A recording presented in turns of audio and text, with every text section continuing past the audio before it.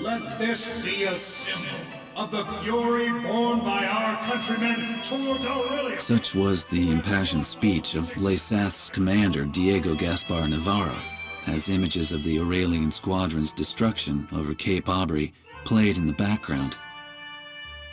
A day later, his gravelly voice continued to echo through my hungover brain. October. 1 year after the cessation of the Democratic Republic of Lesath's civil war. After the Civil War, Lesath began to set their sights on their peaceful neighbor, the Federal Republic of Aurelia, claiming retribution for years of exploitation. The invasion suddenly began.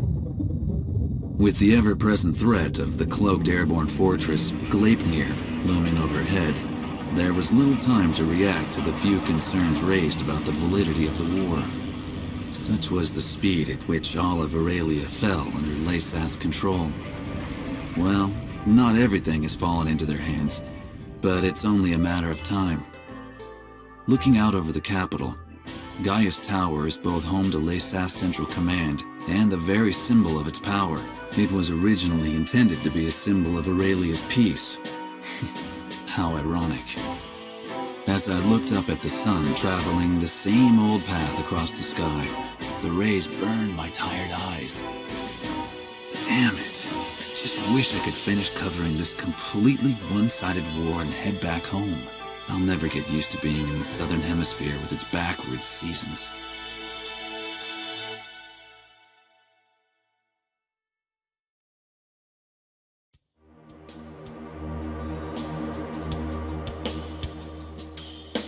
The Gleipnir was last confirmed heading southeast across the Puna Plains.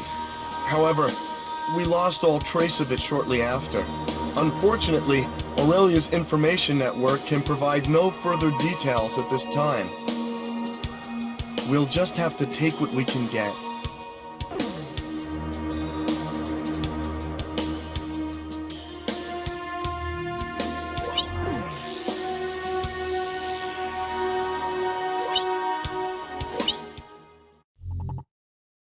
The airborne fortress Gleipnir nearly wiped out our entire attack force. Even with you, sir, our remaining aerial attack strength is severely limited. We no longer have the necessary manpower or supplies to pursue Gleipnir. In addition, there are reports of enemy forces gathering at Port Patterson. If we don't move soon, it will only be a matter of time before they attack from behind. Given the situation, we are left with only one plan of attack. On the Puna Plains lying between Aubrey Base and Port Patterson, Lesath forces have hastily constructed a resupply base to house the large quantity of supplies needed to support their troops. Attack Puna Base. Destroy all parked bombers and base facilities. Take away the enemy's ability to fight. If you succeed, we'll gain an important foothold for an attack on Port Patterson. And what's more, we'll gain the supplies we need to win this fight. Unless we succeed in taking this base, that's it for our supplies. Please don't fail, sir.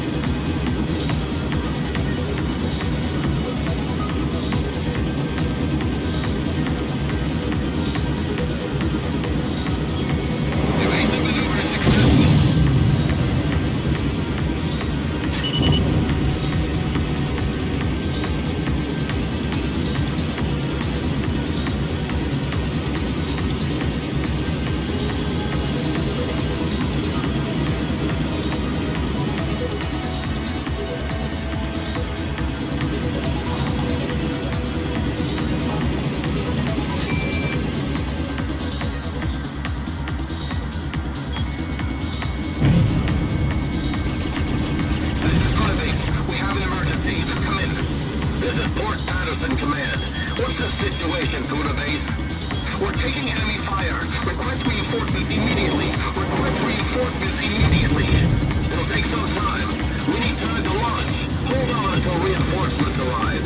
Hurry up! If they don't get here soon, there'll be nothing left of this base but a pile of rubble. Another fire! We've been hit here too!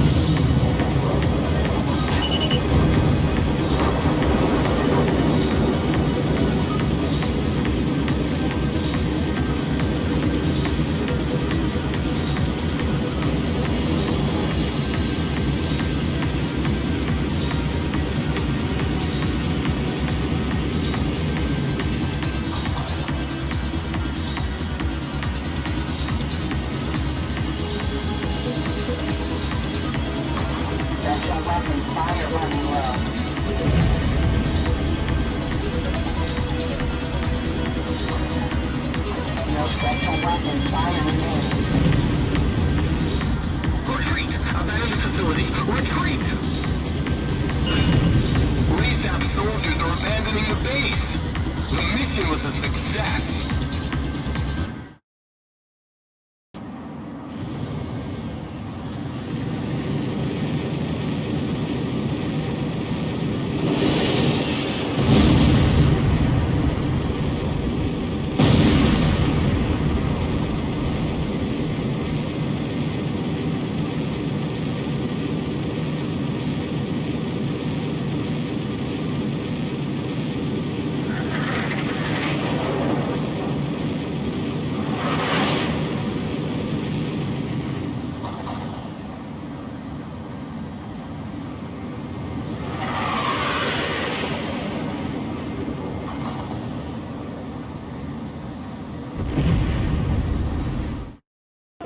Retreating LESAF forces have abandoned Puna Base.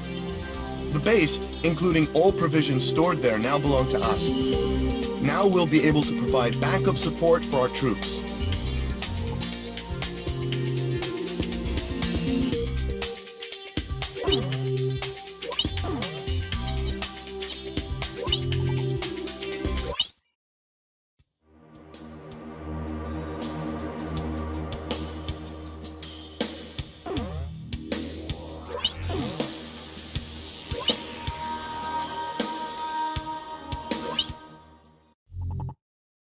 The battle to retake Port Patterson is about to begin. Our scattered forces have come together for this battle. They're few in number, but we've managed to assemble a small ground force. However, the Laysath fleet continues to gather in Port Patterson, and the presence of the Transportation Corps has also been confirmed. Having lost Puna Base, it appears Laysath now intends to shuttle in troops and supplies overseas. If any more ships dock at Port Patterson, enemy strength will become more than our ground troops can handle. In order to prevent this, we need you to launch a preliminary strike on Port Patterson. Destroy all enemy supply vessels, landing ships, and freighters. In particular, try to keep as many enemy landing ships from entering the port as possible. Battle supplies must not reach the enemy. The number of enemy landing ships inside the port will be displayed on the MPG in the upper right-hand corner of your HUD. If the MPG reaches the max level, our forces will no longer be able to retake Port Patterson. This time, a substantial enemy counterattack is to be expected. It seems the loss of Puna Base has put them on guard. Please be careful.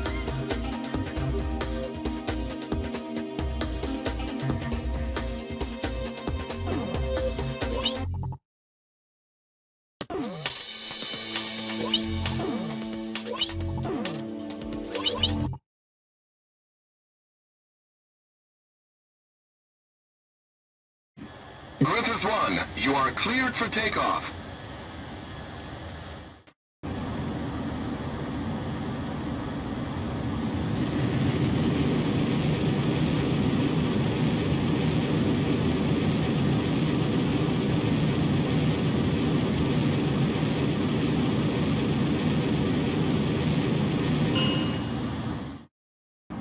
Griffith 1, altitude restrictions canceled. Return to your mission. Good luck.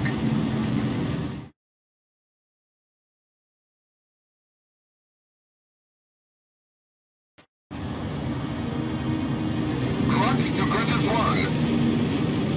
Check your MPG on the right side of the HUD. The MPG will display the number of landing ships from the port. Please pay careful attention to the MPG during this mission. So, you're Griffith 1, huh? I'm Major Berkman, Ground Force Commander. There are landing ships within the enemy fleet. We lose the battle if a battalion is allowed to make it ashore. Do not allow more than 3 landing ships to enter the port. We'll be risking our necks out here with you. Let's take back Port Patterson. Oh! Wait, I got something on radar. Put the city on high alert. I don't want to see so much as a kitten out on those streets. Just make sure that bridge is raised.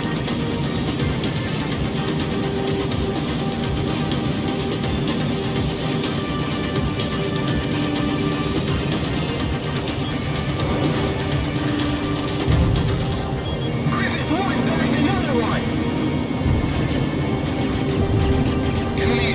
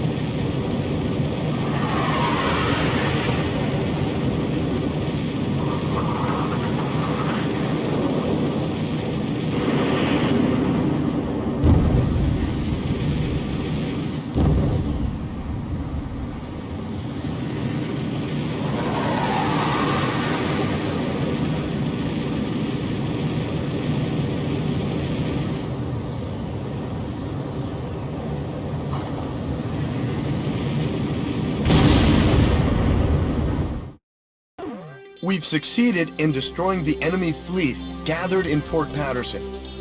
Our ground troops scored a major victory by using the chaos caused by our attack to storm in and secure the port. We freed Port Patterson from the hands of the enemy. It's still kind of hard to believe.